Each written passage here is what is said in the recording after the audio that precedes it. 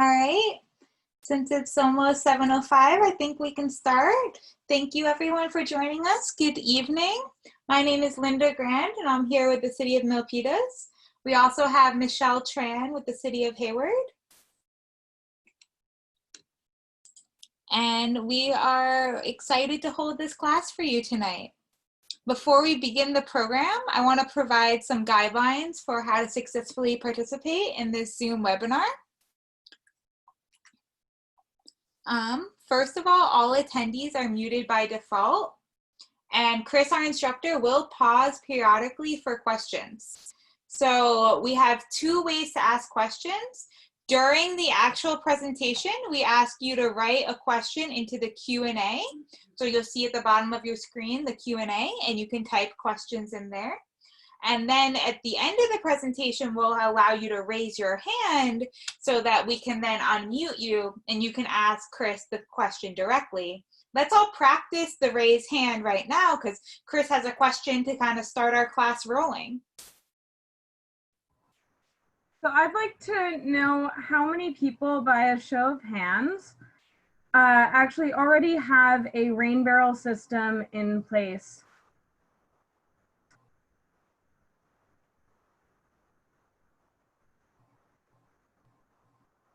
Okay, very good. You can lower your hands. And by a show of hands, how many people already have a rain garden in place?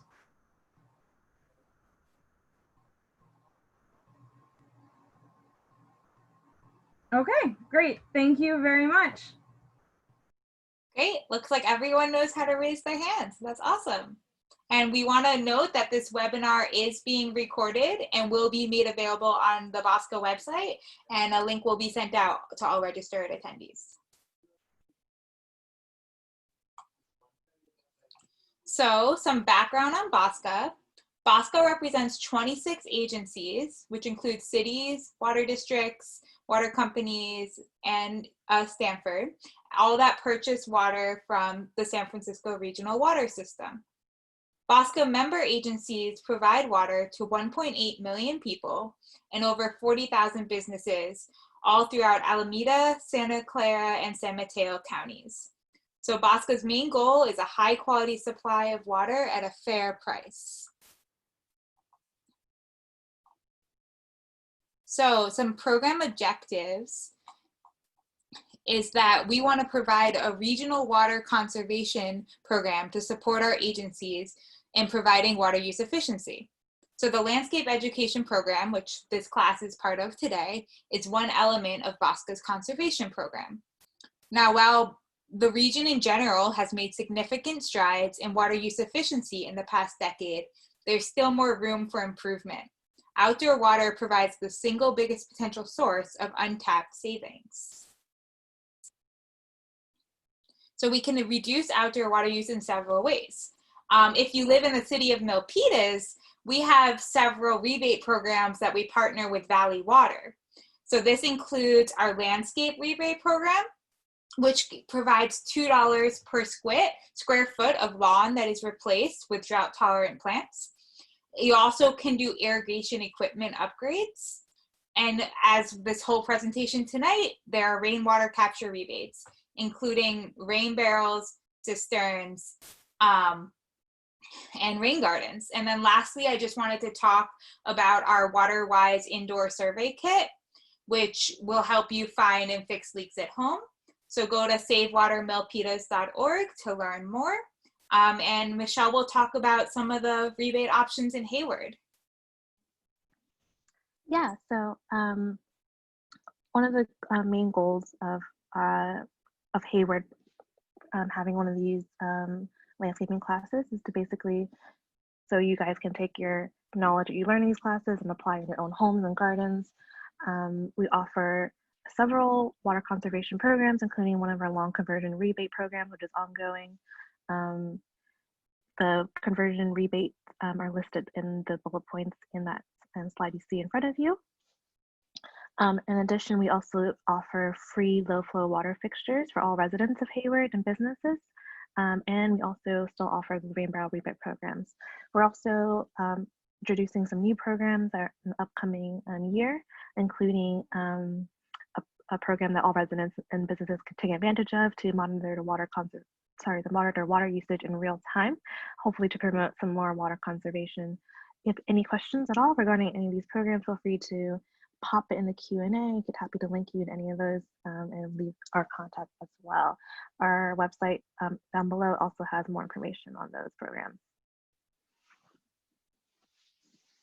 Great, and just wanted to put out there that if you live in another city, please go to your utilities website and they will direct you to specific rebate programs. Bosque agencies in general can participate in these next couple that I'm going to talk about.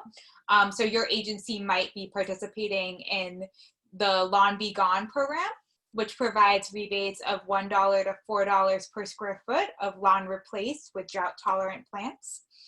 And then there's also a rain barrel rebate program that Bosque holds for agencies, which provides up to $100 for rain barrels.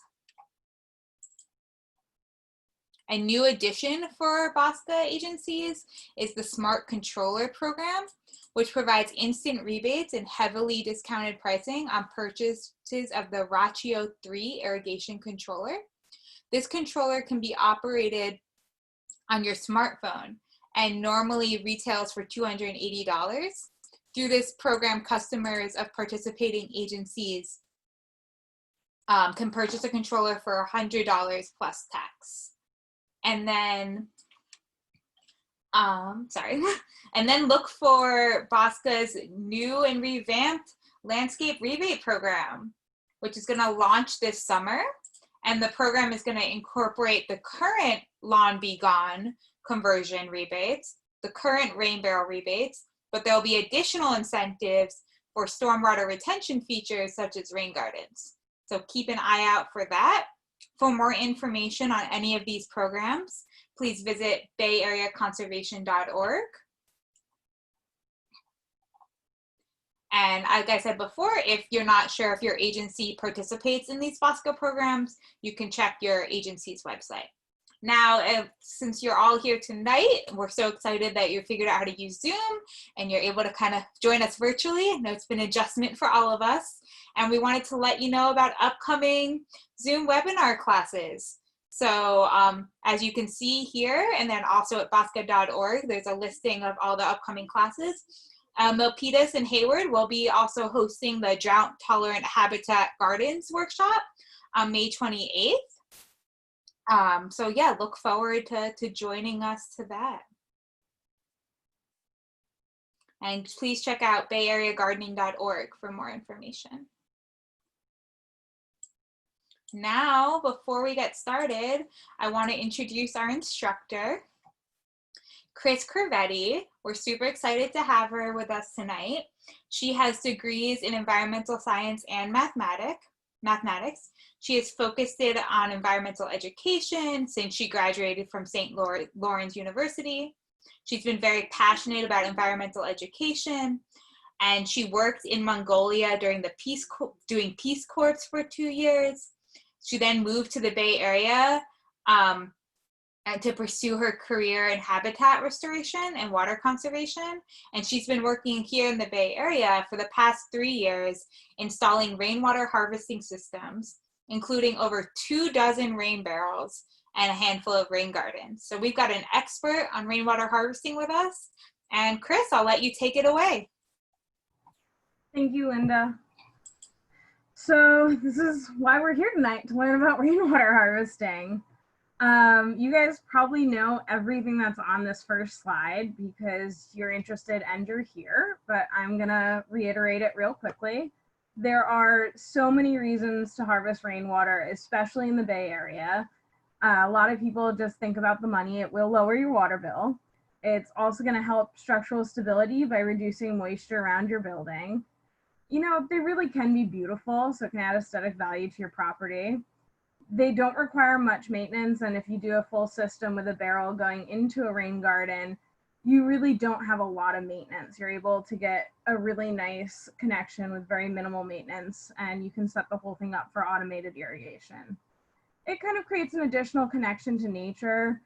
Your plants will be healthier since you're not using you're using unchlorinated rainwater.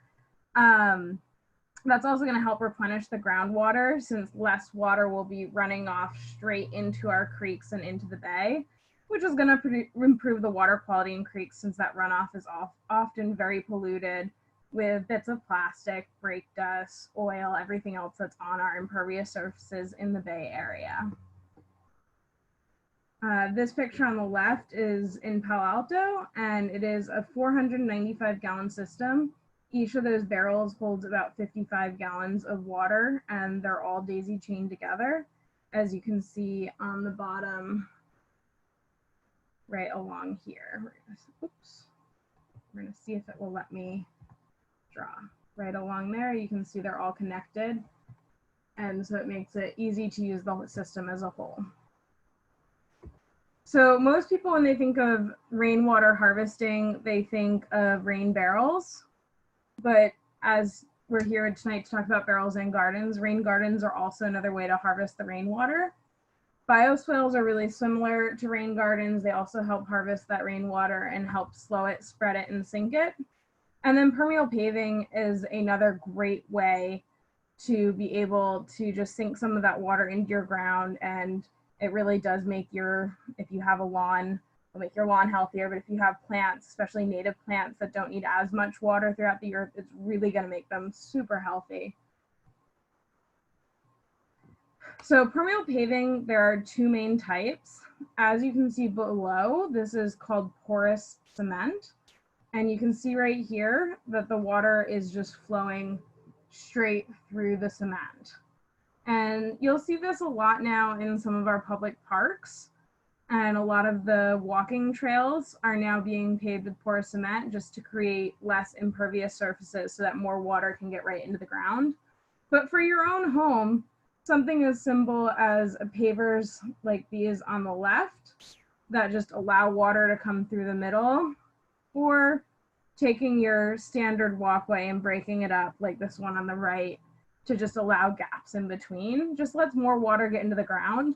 And all that water that's going in the ground in your driveway, in your walkway, that's going to feed all the plants on either side rather than rolling right down into the road.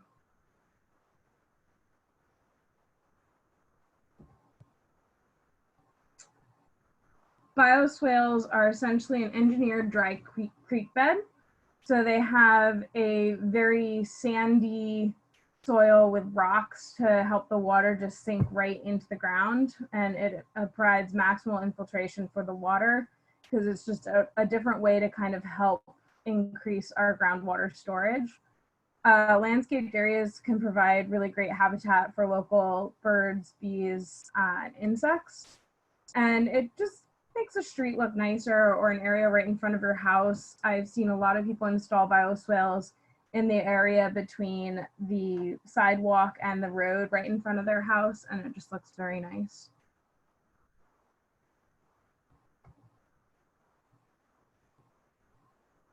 So rain gardens.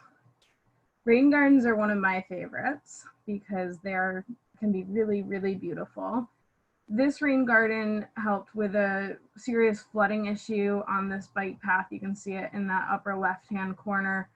That bike path would flood pretty much after every rain or during every rainstorm. It would flood. So the city of Palo Alto asked us to come in and create a way to mitigate the flooding. And we chose to do this rain garden. You can see there's stones in here. When the stones are so overgrown, they actually create a dry creek bed that kind of goes all the way up to there.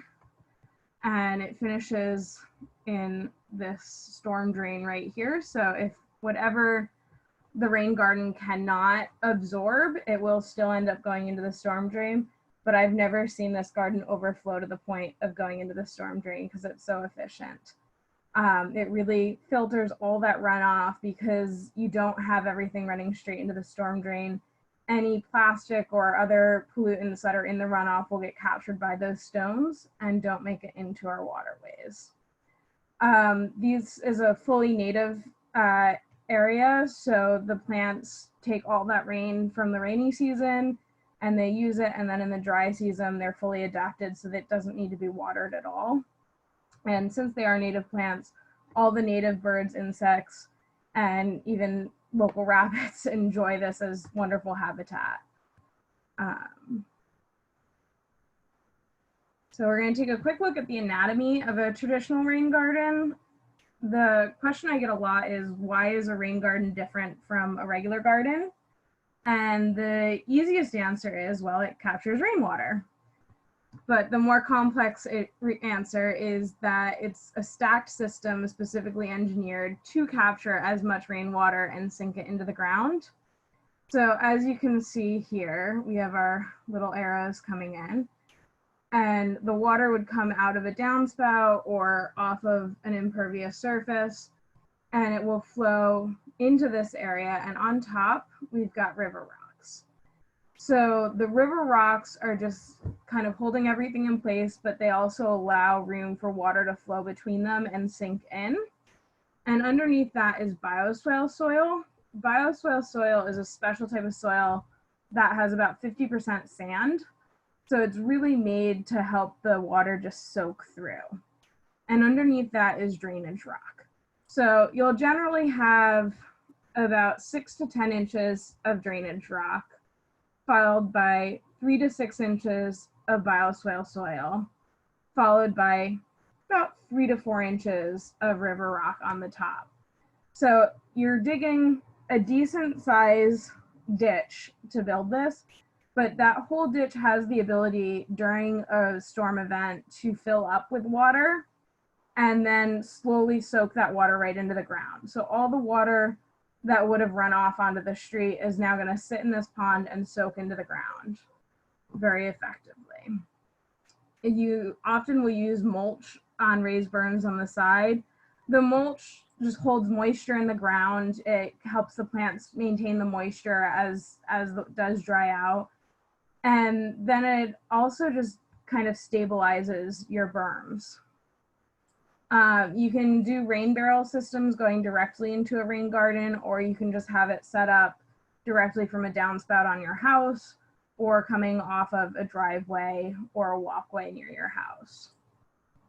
It is always good to kind of leave an area that you can overflow the garden if you do get too much water, generally where your overflow would go anyway. Linda, do We have a couple questions, yeah. So one question is saying, I think one of the photos you showed earlier of the garden, they want to know what kind of stones are in it and what stones you recommend. So same thing with this. You're going to use larger river rocks on the top layer, as in this drawing. And then on the bottom layer, you're going to use something called drainage rock or crushed gravel. So it's going to be a rougher rock. It's not really something you would want on the top. It's not as aesthetically pleasing, but it has a lot of surface area and it'll leave a lot of air gaps for the water to drain through. The river rock on the top is going to be a smoother rock. It's very aesthetically pleasing. It will make it look like a dry creek bed. Here's a great picture in the next slide. You can see down in this bottom right corner. This is actually my own front yard. The picture was taken not during the most flattering season for the plants, unfortunately. But you can see the river rocks. They look nice even as a dry creek bed. So you want more of a rounded rock just to give that. It's whatever is aesthetically pleasing to you, nothing smaller than 2 inches. Great. Another question we have is if you recommend a weed barrier fabric, and if not, what else do you recommend for controlling weeds? I do not use weed barrier fabrics. In your swale area, in your sunken area, because you're digging it out and then putting the drainage rock, the bioswale soil, and the river rocks, you're going to have less weeds because they're not going to be able to get as much of a hold. And then I am a huge fan of sheet mulching. So sheet mulching for the sides is taking cardboard, and you just put down cardboard because it will biodegrade on its own. And after the cardboard, you put about 3 to 5 inches of mulch on top of that. And when you plant the plants you want, you can just cut through the cardboard to plant your plants. and those plants will establish themselves and kind of protect their own area from weeds, and the weeds won't be able to establish in the cardboard.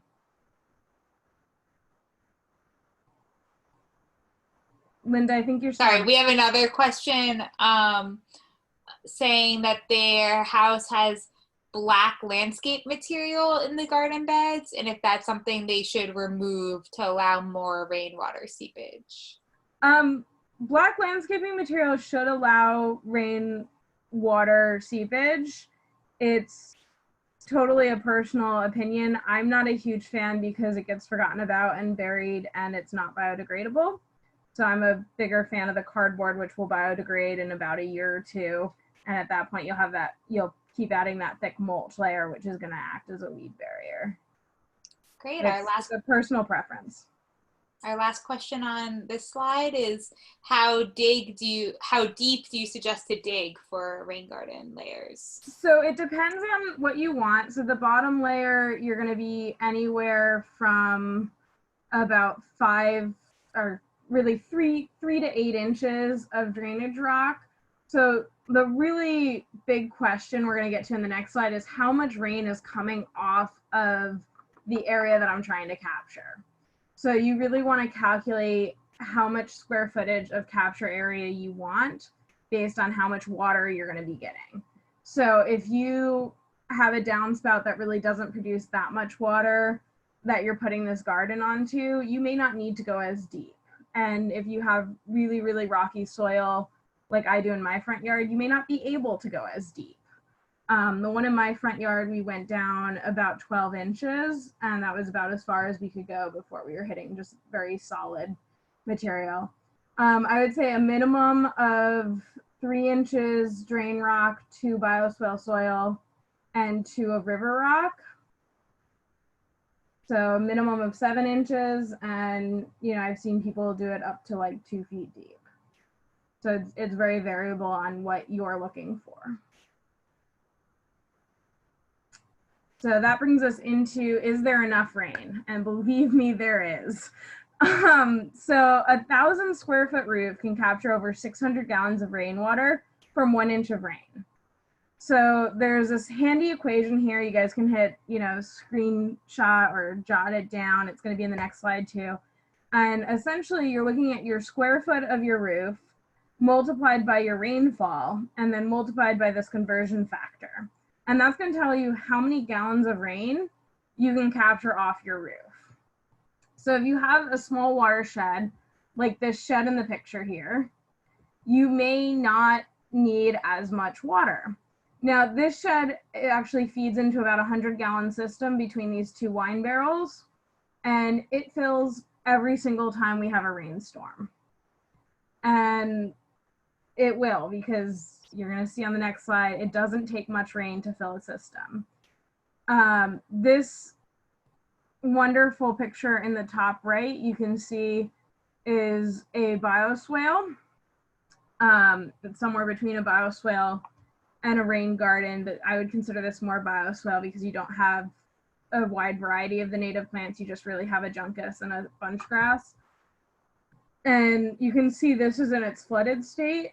During the summer and realistically within 1 day of the storm, it's going to be totally, totally dry. It's going to look dry, and it's just going to look like a dry creek bed like the one in front of my house below.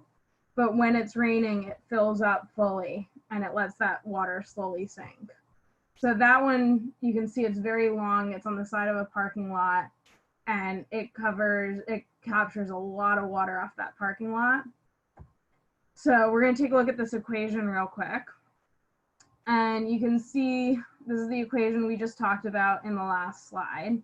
But now we're going to put that for your own home. So if you have 1,000 square foot house and the average rain event here is about 1/2 inch, you are going to get about 310 gallons from that 1,000 square foot of roof for a 1/2 inch storm. So it's a lot of water in a very small amount of rain. In Milpitas, the average amount of rain per year is 16 inches. So on 1,000 square foot roof, which realistically your house is going to be more than that, or even one section of roof, you can capture almost 10,000 gallons of water a year. So realistically, you may not have used all your water between rainstorms. You know, if you get a 2-inch storm, once your system's full, you're probably not going to be able to use it quickly enough to get it down to zero again to capture every single gallon that comes out of the ground. But this is a huge amount of water that you'll be able to use within your systems.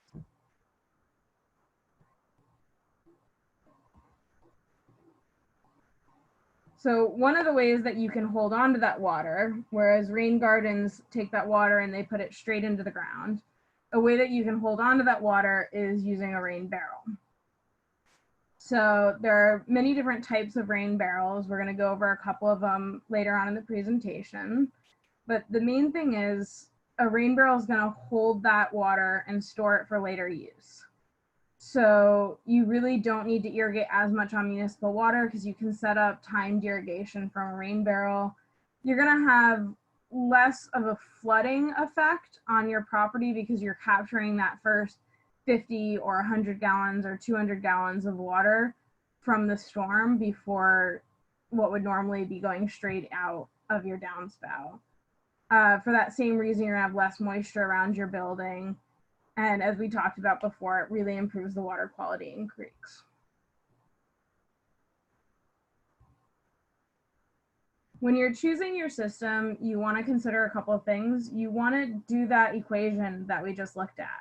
You want to figure out how many square foot one downspout covers from your roof and how much water you're going to be able to capture. What is your harvesting potential from that one downspout? This isn't always as straightforward as an equation because a lot of roofs have maybe 3 downspouts for one section of roof.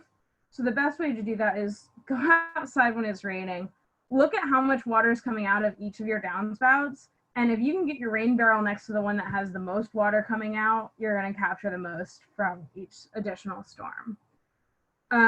You also want to look at how much space you have available. You don't want to put, you know, a 4-foot tank in a 3-foot space where you're not going to be able to squeeze past it on a walkway. You want to be realistic with your goals and try to keep some space for you to walk and maintain safe distance as needed, so you're not squeezing against your rain barrel to get in out of your backyard. It's always great to consider where you're going to use the water.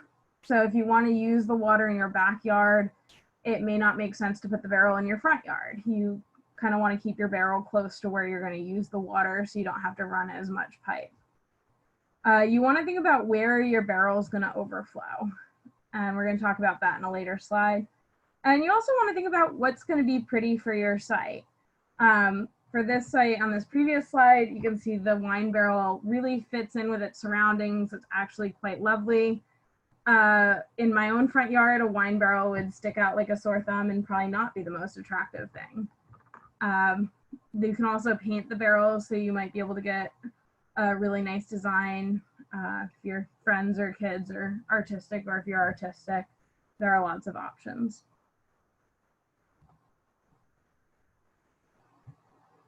So we're going to take a quick look at the anatomy of a rain barrel, and then we'll talk about each of these sections more in depth on following slides.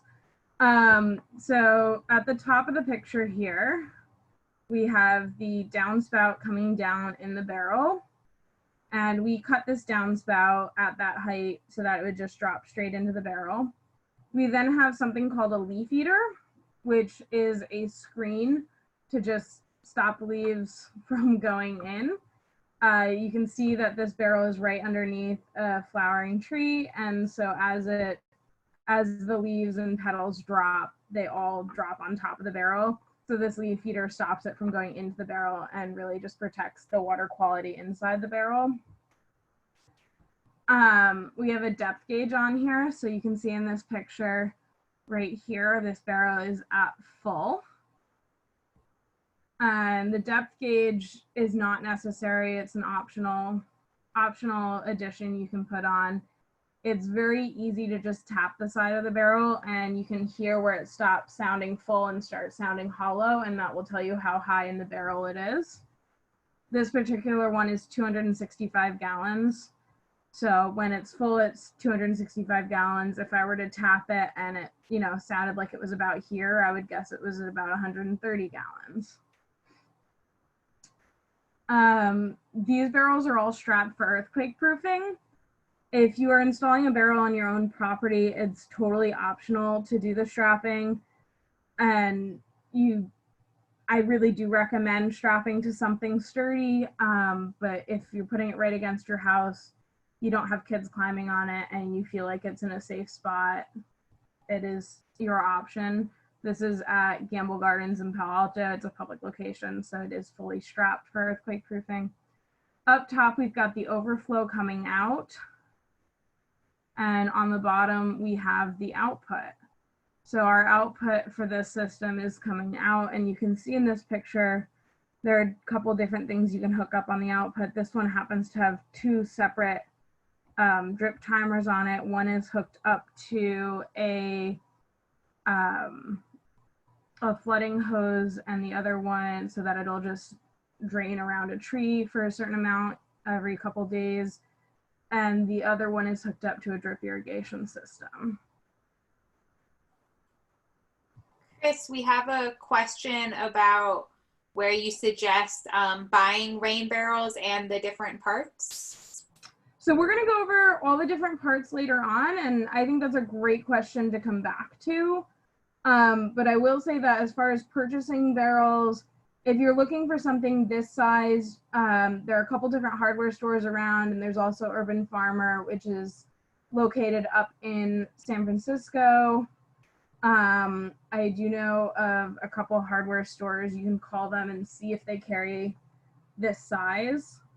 If you're looking for smaller ones, any hardware store is going to have a 50-gallon. They can also be purchased online. Linda, were there any other questions for this slide? Not at this time. Okay. So we're going to look a little bit more in depth at the components, starting with the inflow. This is where your water comes into your system. So you can either divert all or part of the water from the downspout. So that picture we looked at before takes all of the water from the downspout and puts it all into the barrel. There's also systems like this one pictured here that will take most of the water. So as the water comes down, it's going to mostly come down the outside of the pipe. And the way this water works is it kind of gathers in this area here, and then it comes into the tube like that. And this one's pretty cool because when the barrel fills, it'll actually start flowing in reverse, and the water will come back into the tube. It'll come over this little thing and go back down your downspout.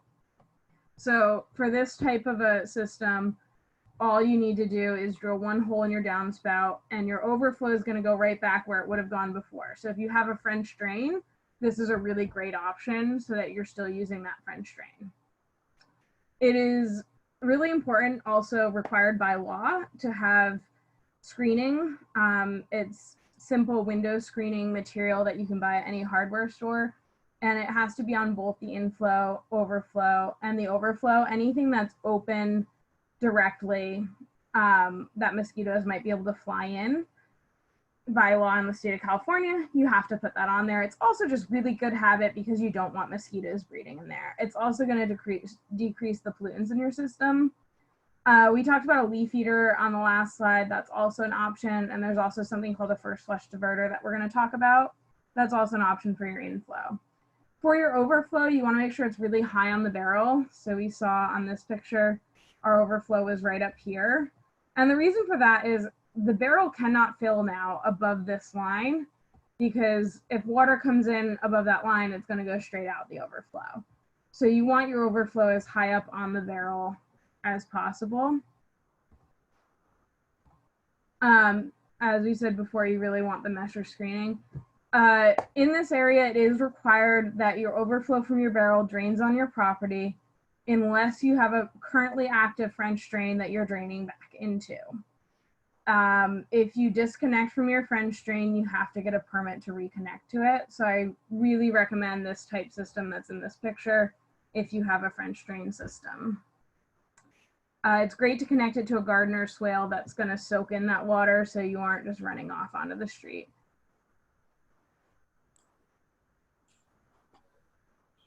We have a question about if rain barrels being gravity fed without having any pumps. So for filling a rain barrel, it's all going to be gravity fed because when you're filling the rain barrel, you're going to have your roof line is going to be higher than your barrel. So anything that rains on your roof goes into your downspout. The downspout is going to be higher than the inflow of the barrel. So it's going to all be in. As far as gravity feeding for your output, we're going to take a look at that on the next slide. Last question on this slide is, what is a French drain? A French drain is a drain that goes underground. So if you have if your downspout next to your house looks like this picture, and there's a pipe going into the ground, and you may or may not know where it goes, that would be considered a French drain. A lot of those go directly into storm drains. Some of them go into something similar to a leach field on your own property, depending on when they were installed. So that actually leads us pretty easily into the output slide. So we're going to take a look at the different outputs, and it really dictates how you want to use your water. So you want to really decide what you want to put on the output for your barrel based on how you want to use your water. If all you want to do is water with a watering can, you're just going to put a ball valve, which is this right here. You're just going to put that ball valve on, and then all you need to do is turn it on, water will flow out, and you put your watering can underneath to fill it. If you want to water with a hose, you have the option for a gravity fed. If you're only doing a 50-gallon tank, keep in mind the weight of that 50 gallons is not going to give you a lot of water pressure. So your hose was only going to water downhill. At any point you're watering with a hose, you're never going to get water to flow uphill. Gravity is going to make it flow downhill. So if you happen to have landscaping that's lower than your house or lower than where the barrel's set up, you don't need a pump. The gravity is going to bring your hose down the hill. If you want to put the pressure on there, you can get a pump. We're going to talk about that in a couple slides. When you do have a pump, you need a filter. So this is an inline filter, and it's very easy to clean. The bottom half here unscrews, and it just has a mesh. You take like a bottle brush to it every couple of uses, and that's going to clean it. And that's going to be enough filter to keep your pump clean so that you're not getting particulates through your pump that are going to gum it up. If you want to do drip irrigation, you definitely need a filter. So you can see the filter in this top picture. And this has the soaker hose is on this one. So we have just a simple soaker hose wrapped around a redwood tree that we're trying to keep from dying. And so that's set to water. And this is another timer. These timers work exactly the same. They're specifically designed for zero pressure systems or for gravity fed systems. You do need to make sure if you are not putting a pump on your system that you're getting the correct type of timer that is zero pressure. And the timers just take AA batteries. They're very easy to set up. They just screw in the hose fitting and screw right on your irrigation. So you set up your drip irrigation.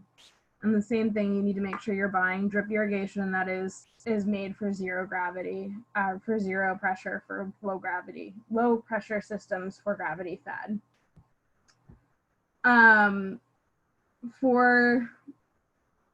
For anything you're using the water outside of a straight hose or a watering can, it's really, really important to put a filter on it to be able to make sure that any solids that are in your tank aren't coming through and gumming up your system.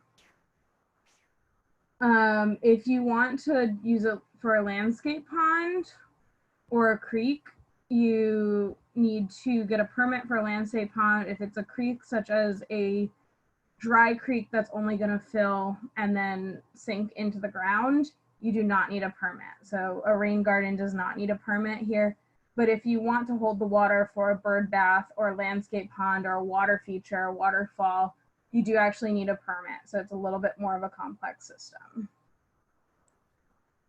So we have a couple questions about drip irrigation with rain barrels. One of them is asking if you have a 50-gallon rain barrel, will that have enough pressure to attach it to drip irrigation? I wouldn't go farther than 20 feet.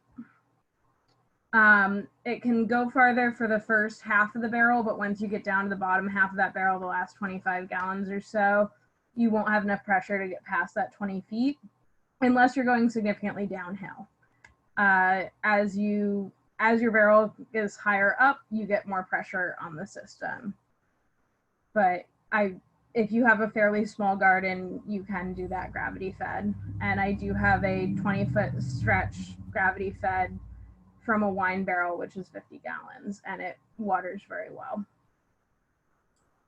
Then we had a clarification question on, they're saying drip systems for zero pressure, or clarifying, I think, what kind of irrigation drip system to get for these gravity fed. Yeah, so it'll be called either a zero, or they're called a gravity fed systems, but sometimes they will be called zero pressure. And what that means is that it's a system that can be set up with very little pressure on it. And a lot of drip systems are set up to be hooked up to a hose or pressurized system. Those drip lines will not work on a gravity fed rain barrel because you won't have enough pressure to push through the little holes where the water comes out throughout the line. A rain barrel is not going to get enough pressure for that. So you do need to buy specialized lines and emitters specifically for a zero pressure system. Great, that's all of our questions right now. And those, you can get a kit that'll do way more than your house will ever need for about $50 from any hardware store. So we talked about a first flush diverter. This picture on the right is a really cool picture because it shows you exactly what a standard first flush diverter looks like on the inside. You have your water comes in here from the top, and then imagine your water comes out this way to your rain barrel. So that first flush of water is all gonna come straight down and fill this tank. And this tube would be at least 4 feet tall. The image is very short, but imagine it at least 4 feet tall to capture your first flush of water. As that fills, this ball is going to float up, and there's a gasket right here. And that ball will hit the gasket and close it, which will allow all the water to flow straight through rather than coming down. So this on the bottom here will allow the water to slowly drip drain, and that will let this slowly decrease and bring the ball back down before your next rain event. This filter here keeps the bottom clean so that you don't have any particulates going in. But if you do have a first flush, you do need to maintain it. In this section on the bottom, you will get quite a bit of sediment from that first flush, and that will need to be cleaned fairly regularly. So if you are not able to maintain the first flush diverter, I really don't recommend having it. It is really good if you're concerned about additional particulates in the system. If you're going to drip irrigate, if you have a really large watershed, those are great reasons to have a first flush diverter on there. If you're in a really dusty area, but if you are in a low dust area, there really isn't a lot of overgrowth, you're doing a smaller watershed or a pretty clean watershed, and you're using a hose and a watering can, you really do not need to have a first flush diverter. It does require regular maintenance, so if you're not going to provide that maintenance, it's better for your system just not to have it. some of our other optional rain barrel accessories we've talked about a little bit already. We have that depth gauge, and this is about the simplest of depth gauges you can get. It is just a bob on a string, so that will float. So when the tank is empty, it will pull the string all the way down and your dial will come down to empty. When it's full, it will float up and your dial will move around and show you how full it is. It's very easy to calibrate. All you do is put it in the tank and open up this cover and set your thing to empty. And then you bring this all the way up to the top and you set it where your full line is. As we saw in my earlier picture with the 265-gallon tank, those lines were not at the high and the low points. I'm going to go back to that slide so you can see. So on this 265-gallon tank, this is my empty point. This is my full point. So that was where we calibrated the system when we installed it.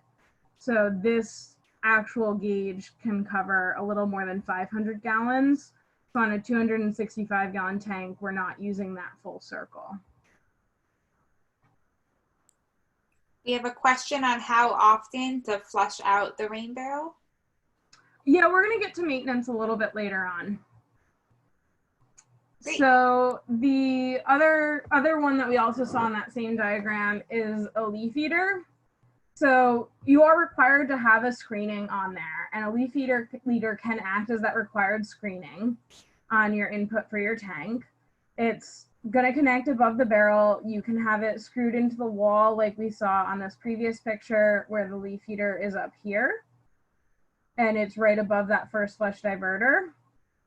Or you can put it directly on the barrel like this picture that we saw in our anatomy of a rain barrel picture, where the water flows into it. It's tilted so that the leaves, for the most part, are going to want to flow right off of it. The screen pops off, so it's super easy to clean. You just pop the screen off, tap it on the side of the barrel, and put it back on. So then the other one that a lot of people ask about is a pump. So you can do very simple pumps. This pump here is a very simple pump. It comes with attachments on the input and output that connects directly to a hose. And this is called an on-demand pump. So this pump will turn on when there's water flowing through it. So if you plug it into your rain barrel and you turn on a hose, it will start pumping as long as it's plugged into electricity. There are other pumps that you can get that are more expensive, more advanced. This is about the most basic pump that you can get, and it works really, really well for rain barrels. And it'll pressurize the system. Generally, you're going to use this more for a hose than for a drip irrigation system. But you can use it for a drip irrigation system as well to pressurize your system.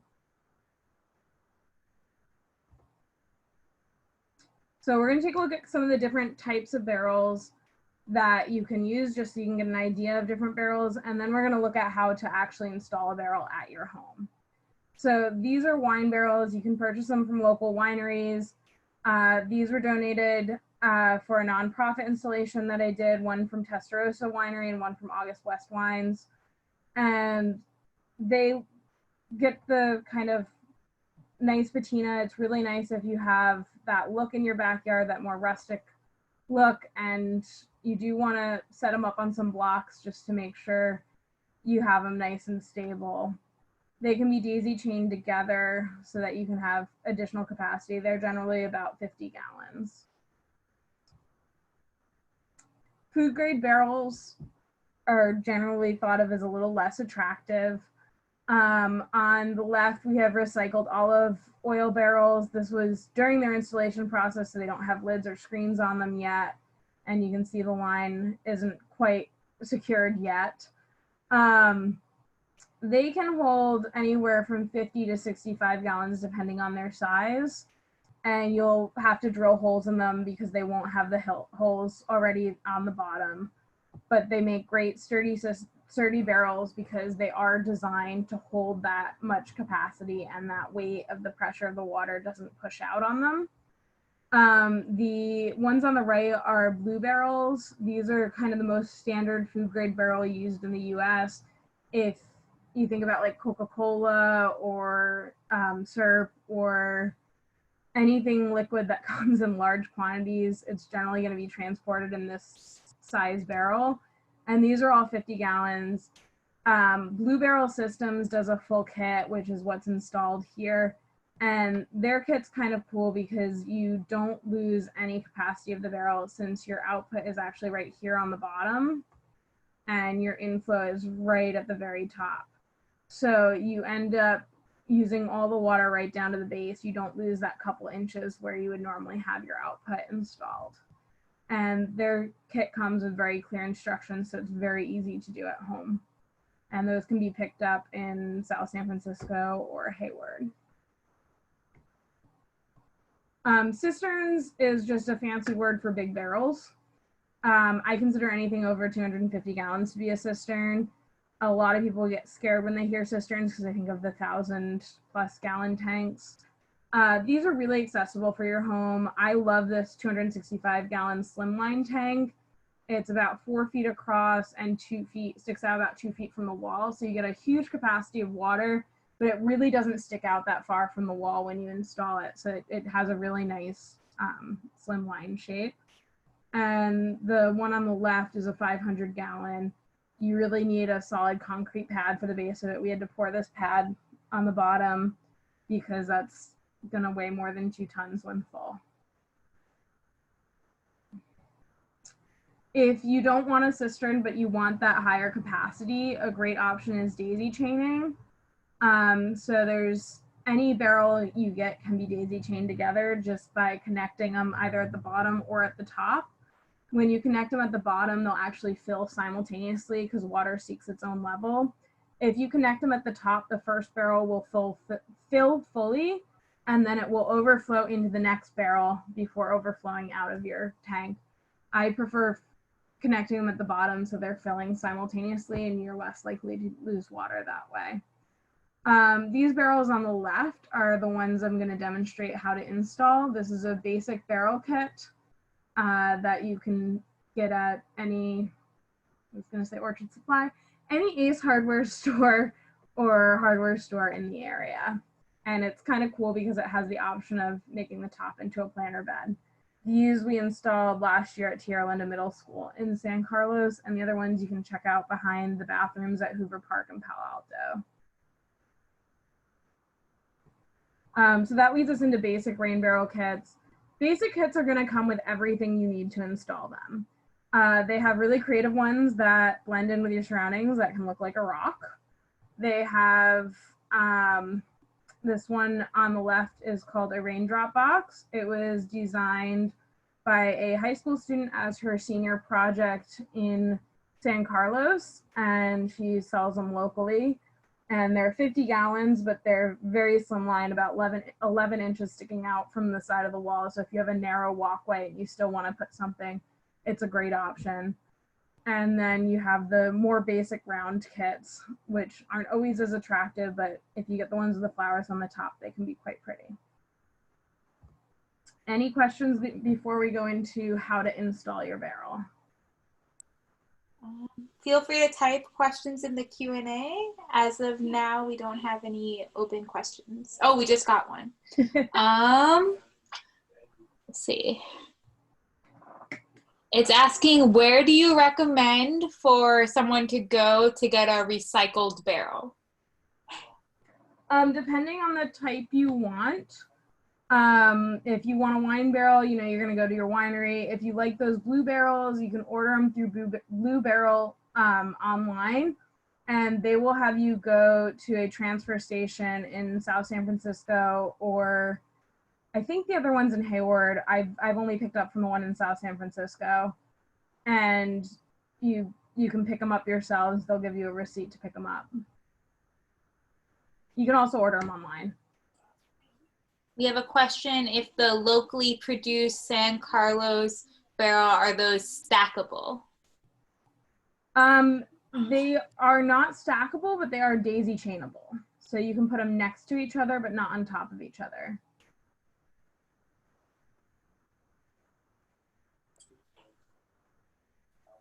Then they're asking if the stagnant water is safe for plants. For plants, yes.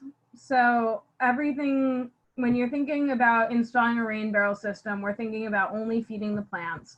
The water, it doesn't have anything in it that's inherently going to go stale. This is not drinking water. This is not water that you're going to be using in your house for any reason. It is only for plants. And so with this water, because these barrels are fully sealed, and all of them are made with a material that does not allow UV light to come in, it's not going to grow algae. It's going to stay pretty clean. You will find pollen in your system. Plants don't mind pollen. They're okay with it. You will get dirt in your system. You will get other contaminants, but it is fine for your plants. Your plants are going to love it because it's not going to be chlorinated. We have a question about how long to keep the water in the rain barrel before using it. How long can you store water for? I mean, my personal opinion is use it as fast as you'd like. Really, I wouldn't store it for more than a year. It's not going to hurt it to be stored for a bit, but it's really better to use that water and then capture new water.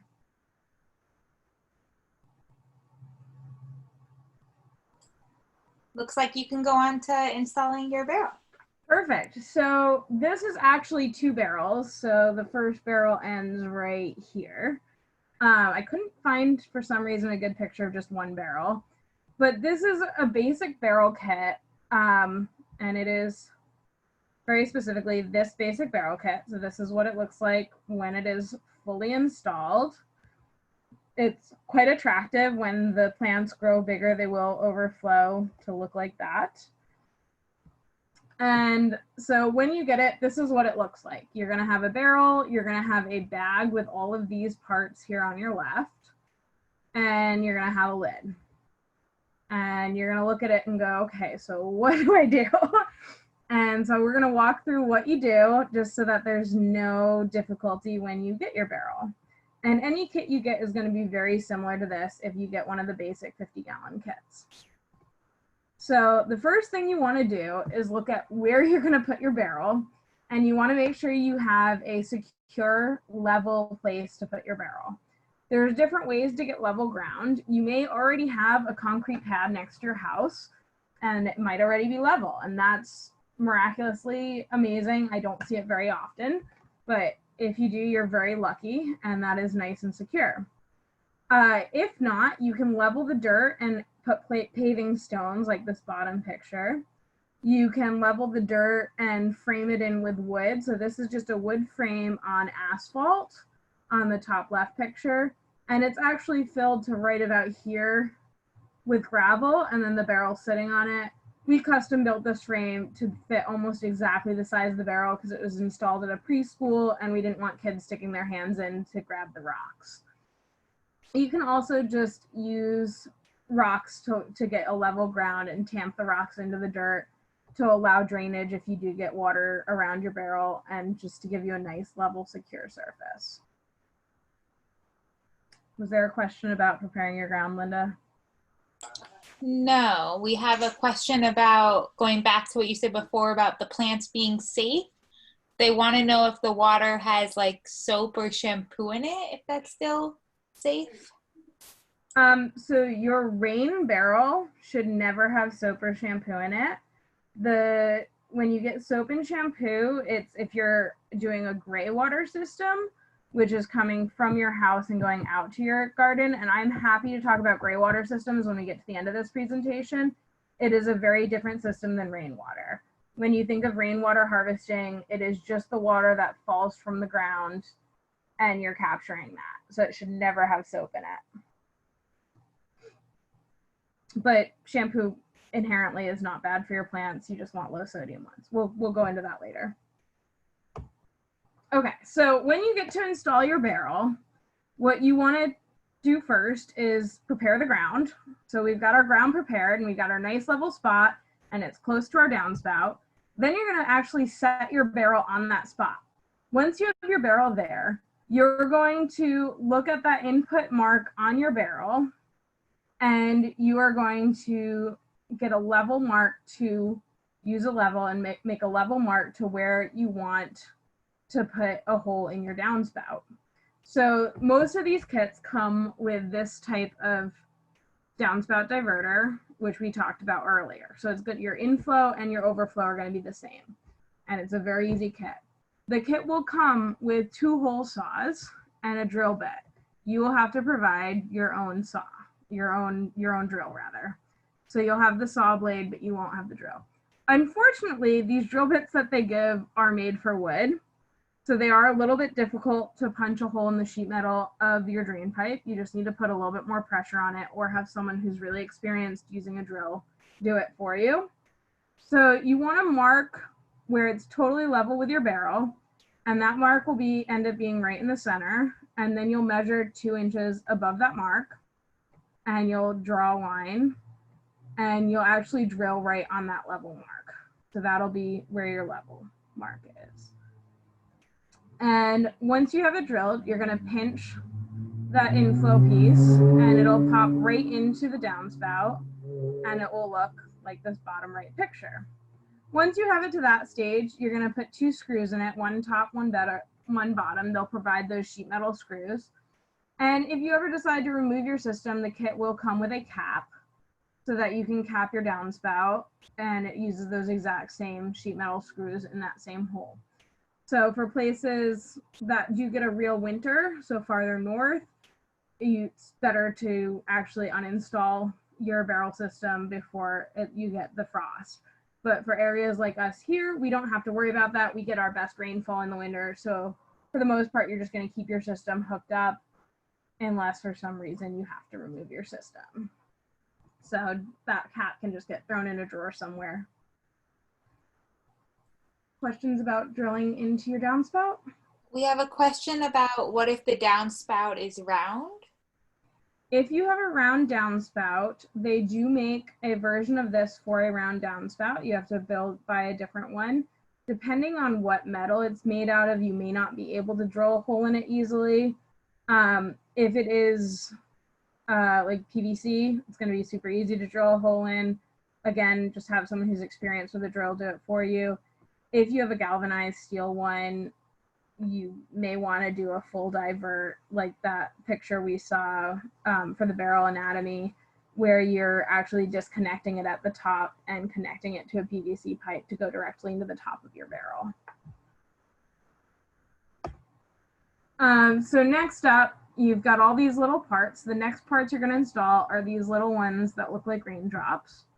And you just pinch them together so they make this nice little M shape or C shape. And once you have them pinched, you just push them into the hole, and then you put your finger on the inside and push out, and you'll feel they're all threaded. And you just make those little raindrops so that the points are pointing down towards the bottom.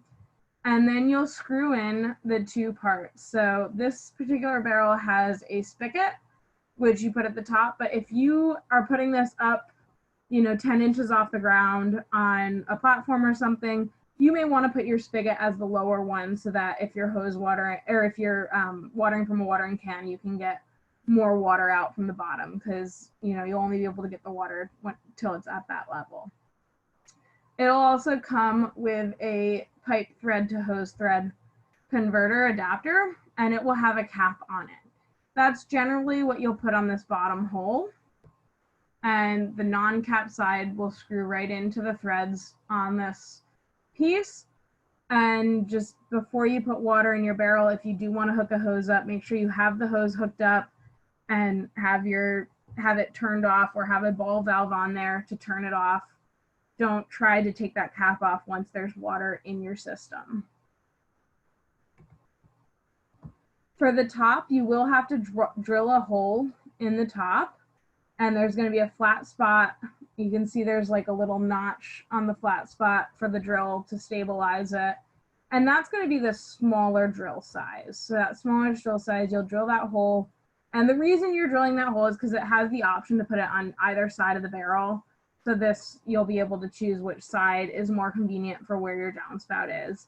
And then you'll drill that hole, and then the same thing, you just kind of pop this rubber part in, And then this hose will slide right into that, and the other end will slide right into the piece you installed on your downspout.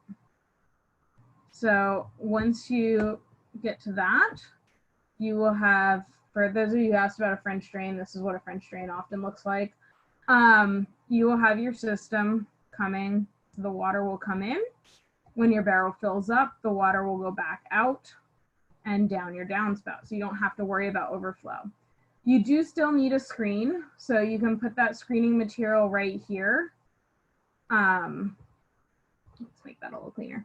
You'd put your screen right here, and you're just gonna set the screen over your tube material that's coming out of into the barrel, and then just put it into that fitting, and that's gonna provide that filtration you need so you don't have mosquitoes coming into your tank.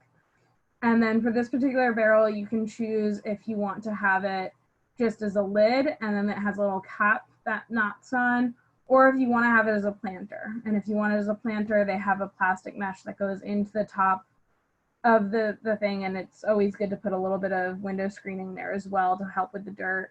And then you fill it with dirt and plant your plant, and the moisture from the barrel will kind of come up and give the roots some moisture, but you can also water it a little bit.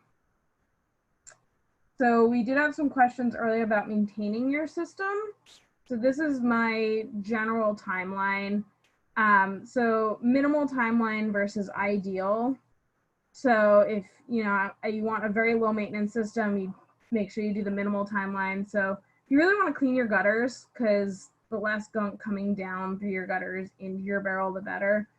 Minimally like twice a year, ideally once a month during the winter time. And definitely before the first rainfall. If you have a leaf eater, you want to check it, twice a year before and after the first, or before the first real rainfall, and then sometime in the middle of winter. Same thing with the first flush diverter. You do want to clean it after the last storm of the year for a first flush diverter, just to drain it out so you don't have that dirtier water sitting all year. Every 5 years or so, you want to make sure you get all the water used. But ideally, you're using it every storm so that that water is sinking in and helping our water table. About every 5 years, you want to just use all the water, take a hose, run it into your barrel to clean out your barrel. If you want to do it once a year, it actually works really well to do it early in the fall. So once you've used up all your rainwater, just take a hose in there and kind of hose out with the pressure of the hose. Rinse out the inside of the barrel, and then drain it out to use it in your garden. And that's really all you need to clean your barrel itself. Did we have a question on maintaining your barrel? No specific maintenance, and I think at this point maybe we can ask the rest of the questions at the end. Okay, great. So you really want to make sure you use your water. And so you want to use your water regularly. You want to empty your barrels between storms, just try to get that water in the ground. We already talked about using a pump or gravity feeding and the different ones. You can filter bird bath or a landscape pond, but if you're going to be doing that regularly, you technically need a permit. So it's kind of more of a, you want to get that in the ground. It is really great for washing cars or tools. Obviously, it's great for gardening and landscaping because your plants are going to love it. And just trying to get it in the ground. If you want to connect it to your toilet for flushing, you do also need a permit in this area, but it is definitely possible to do that. We're going to head into questions now, but we will be emailing you 3 handouts. One is a general maintenance checklist for your gardens, and it's just divided up into fall, winter, spring, and summer tasks.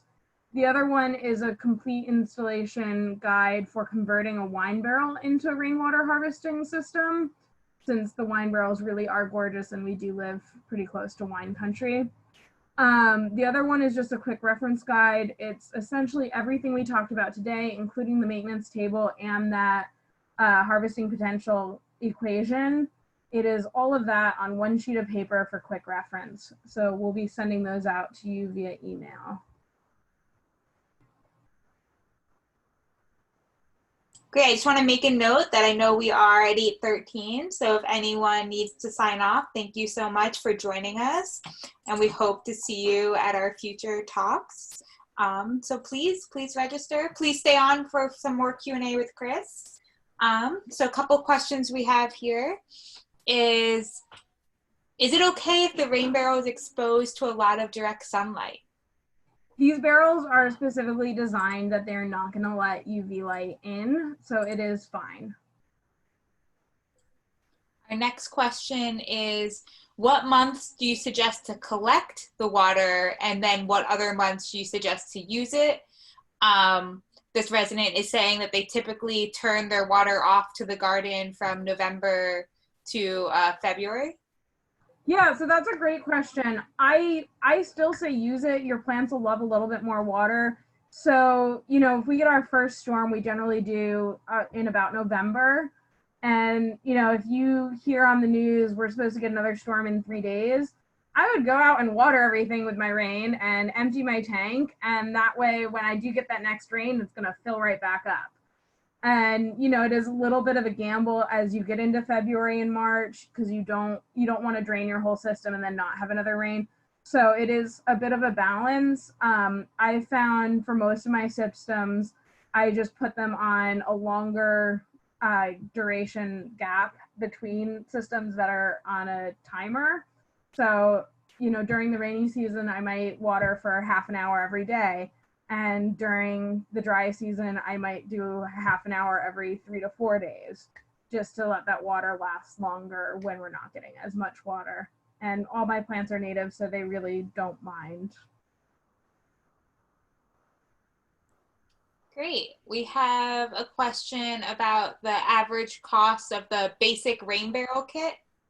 For one of those basic kits, like the one I just showed you how to install, you're looking at $50 to $100. They'll be fully covered by the rebate. Yeah, that's definitely, yeah, Milpitas the $50 rebate, and then Hayward and other Bosca agencies have up to $100, so it should be covered. And I will just say that you do have to apply, I think, for the rebate before you purchase. Is that correct, Linda? Yes, for all our rebates, make sure to fill out the rebate application before any purchases. And Michelle, I believe that's true for Hayward too. That is true. Great. And then we have a question about Dean is saying that he's heard that spigots don't work that well on rain barrels, and kind of clarifying when they will work well and when not.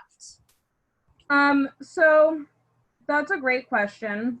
I will say I despise this type of spigot on a rain barrel, and it's not that they don't work. You can turn it on, water will come out. They do have a higher tendency to get clogged because it's a slow turn adjustment. I am a huge fan of ball valves. So such as you can see on this one, we have, okay. So on this one, we actually have each barrel individually set with a ball valve, and then it's not installed yet, but we did install a timer here, so we can isolate either tank by itself. So this is a PVC ball valve. This system in the upper picture also has a ball valve in between each tank, so they can be isolated.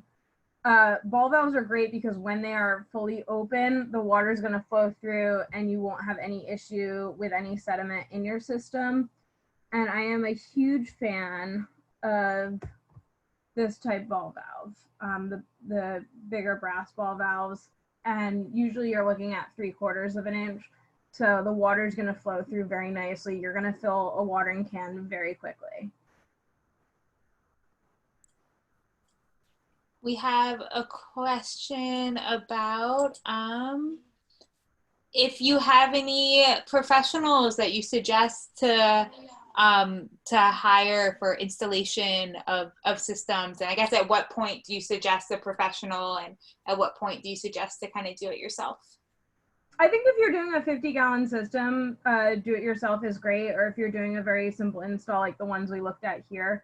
If you are looking for a larger thing, Bay Area Maples is one of the companies I know. They'll do far more advanced systems depending on how advanced you are, and they'll work with you for whatever system you're looking for. Everything we looked at today is kind of a do-it-yourself type system. These are very easy to install. Once you get into the larger or the more complex systems, the ones that you need a permit for, so if you wanted to hook it back up into your toilet or any of those, Bay Area Maples is great. I think Flows to Bay has on their website a list of people that will install rain barrels.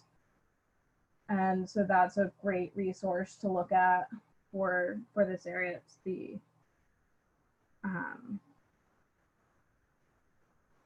those are the only ones I can think of off the top of my head.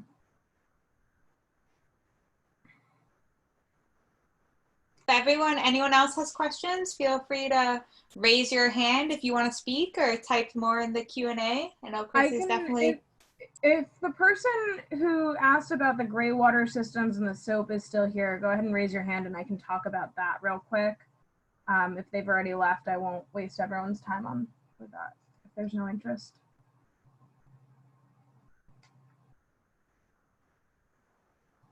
We have a question. Yes, Raj is saying, please talk about the gray water system. Yeah, definitely. So gray water is very different than rainwater, but it is an equally great way to save water.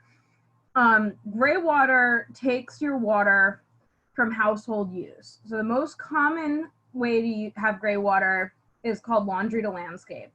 And what that system is, it takes the water from your laundry and runs it straight out into your landscaping. And there are a lot more requirements for gray water systems in the state of California than there are for rainwater. Rainwater, the only requirements you have if you're irrigating is that you put a filter on it. And that's just so that we don't have West Nile virus everywhere. We don't have diseases that are spread by mosquitoes. With gray water, there are a few more restrictions. So, if you're washing dirty diapers or something that would be a contaminant, you can't run it to a gray water system. But every gray water system is going to have a ball valve right next to your laundry machine, so you can turn it to run it into the sewer, or you can turn it to run into your garden. Gray water systems cannot be stored. If they're stored for more than 24 hours, they become black water, which is considered contaminated water that cannot be used for irrigation. So while you have storage tanks and rain barrel tanks for rainwater, you don't have the same type of a tank for a gray water system. Gray water system is going to run straight into your irrigation, straight out into your landscaping and be used immediately. So you have different types of system. It's not going to run through a drip system in the same way. You also have, hair and other things that are going to be out there. They're going to biodegrade, so they're not an issue, but you're going to run into like a mulch pit or something else. They're really great for citrus trees or roses or something that takes a lot of water. And you do have to worry at that point about your soaps that you're using. And the main thing is you want a biodegradable laundry soap that is low in sodium. So the sodium levels are lower because a lot of the plants aren't going to like a lot of salt. So that's the main thing you're going to look at. The other type of gray water systems that are legal in California include sinks that are not located in your kitchen and your shower. And at the same thing, you want to look at biodegradable soaps. Those will get installed by a professional plumber or a general contractor. Those are not something you're going to be able to do it yourself. And those generally do require a permit. So those are something you're going to be talking to a plumber or a general contractor for. You're not going to be talking to your gardener about. And they'll go under your house and they can install the system for you, and they'll go over all the requirements. You cannot, in the state of California, you cannot hook up a gray water system to your dishwasher or your kitchen sink, because there's a concern that if you're washing something with raw meat or anything else that could contaminate it could create bigger issues in your garden. Did that cover the very quick point of gray water? I'd just like to add one more thing, that if you do live in Milpitas or another city that sources water from Valley Water, we do have a laundry to a gray water system, which is laundry to landscape rebate program, where you can qualify for $200 rebate to set up that laundry to landscape system that Chris was discussing that's really good for fruit trees. And there are requirements of having to use soaps that are good for the plants, and feel free to look up more. And Valley Water has an entire web page, I think, dedicated to that. Yes, and I'm happy to send you the link if Raj or whoever specifically would like. But you can go to watersavings.org to learn more about all of the Valley Water rebates. It looks like we have another hand raised. Okay, Raj's hand is raised. I will allow Raj to talk. Raj, you are now unmuted. Or Raj, you can unmute yourself.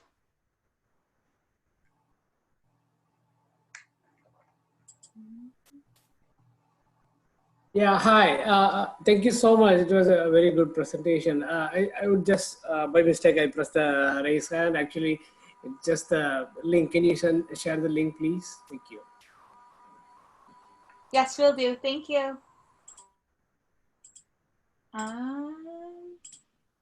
Okay. And we have a couple more questions. For an average sized home, how many rain barrels do you think are needed, or the gallon amount of a larger rain barrel or cistern? So I'm going to say your best friend is this equation. And the reason for that is not just the equation, but also where are you going to use the water? So do you want the water to last you all summer? Do you have fruit trees you're watering that are going to require more water? Is your garden fully a native garden that really doesn't need much water during the summer? So there's a lot of questions you want to talk about. That handout we're giving will kind of highlight those questions for you to think about before you install your system. But on an average size house, you know, even 50-gallon tank is going to help you. But if you want to put a little bit more money in, you know, once you get up to the 265-gallon slimline, that's going to cost about $570 or so that's the cheapest one I found in the Bay Area for one of those. And, you know, the prices go up from there. So it is a lot more of a financial investment to have the larger systems. With the rebate program, Linda, please correct me if I'm wrong here. You are allowed to do 2 rebates per household. So if you wanted, you know, a 100-gallon system, you could get 2 separate barrels and daisy chain them together, or put them on 2 separate downspouts, and that will be fully covered by the rebate. Linda, is that correct? 2 per household?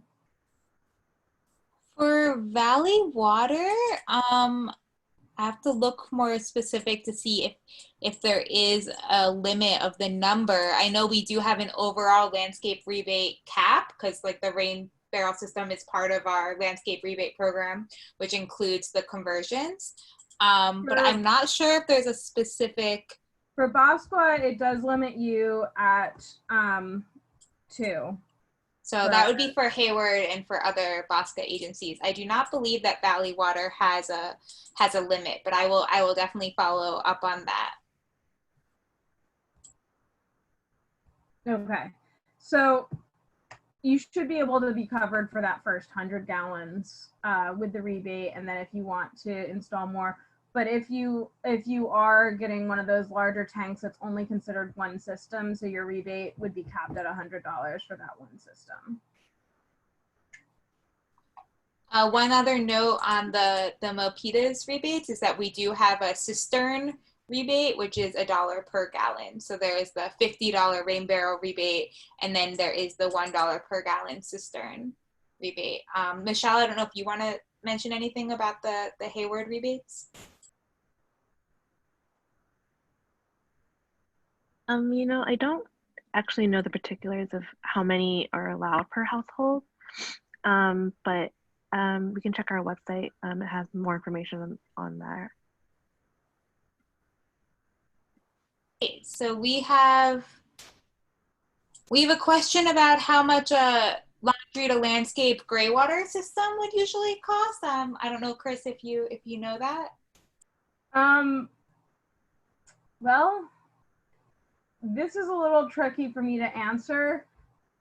because I am certified to install them. So I know if you're doing it DIY, you can do a full system for $50 or less, but I don't think I'm not sure if it's legal to do it DIY or if you need a plumber to do it. And I'm sorry, I don't know that off the top of my head. The system itself is not crazy expensive if you're just doing laundry to landscape. It's hiring someone to install it for you that's gonna add up. But you don't need a permit for laundry to landscape, so you won't be paying for a permit. Linda, you're still muted, but I see your mouth moving. Sorry, Mark, you asked that question. I can send you the FAQ for Valley Water's website that has great overall facts about landscape, like the rebate, exactly the landscape to laundry to landscape programs. So I will send you the link to that has a bunch of information of how to set those up and the legal requirements. Any other questions? I know it's almost 8:30. But we have a couple more minutes maybe if Chris is willing to stay on for a couple more questions. Yeah, I'm happy to answer more questions if we have them.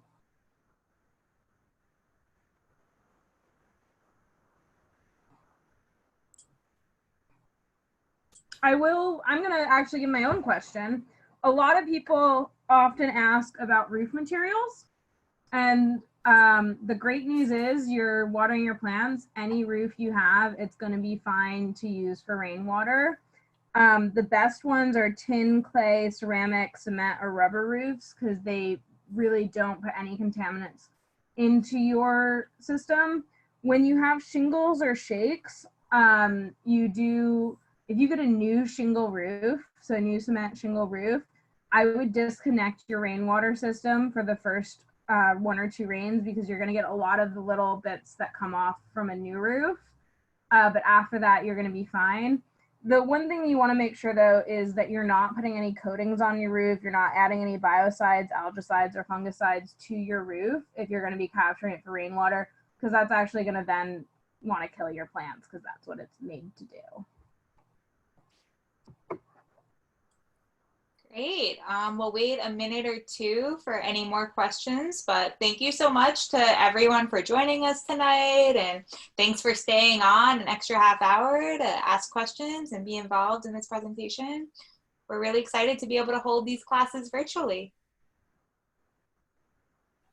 I don't see any more questions. Wait one more minute.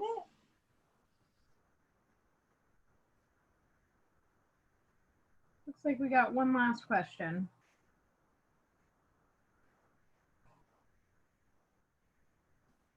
Raj is saying thank you so much, Chris. Oh, wonderful. Thank you.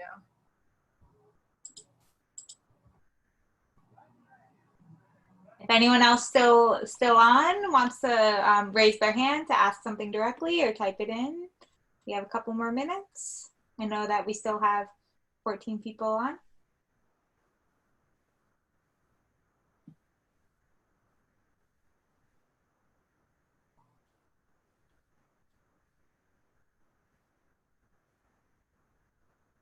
Okay, I think with that, we can probably end our webinar for tonight. This webinar is being recorded and will be sent out to all participants and will be on the Bosco website.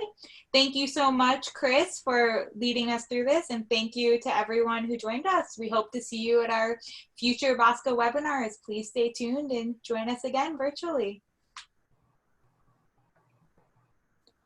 Chris, is it okay if we share out your email for any follow-up questions? Can I? Yes, but let me give you the correct email. Yeah, you can send that to me directly and I can give it to Christiane. It's actually very easy. It's just barrelsofrain@gmail.com. Okay. Great. Thank you, everyone. Thank you so much, Chris, for leading this today. Thanks for hosting, and being active with questions. Yeah, thank Have you. a great night, everyone. Good night. Thank you. Have a great night, everyone. Good night.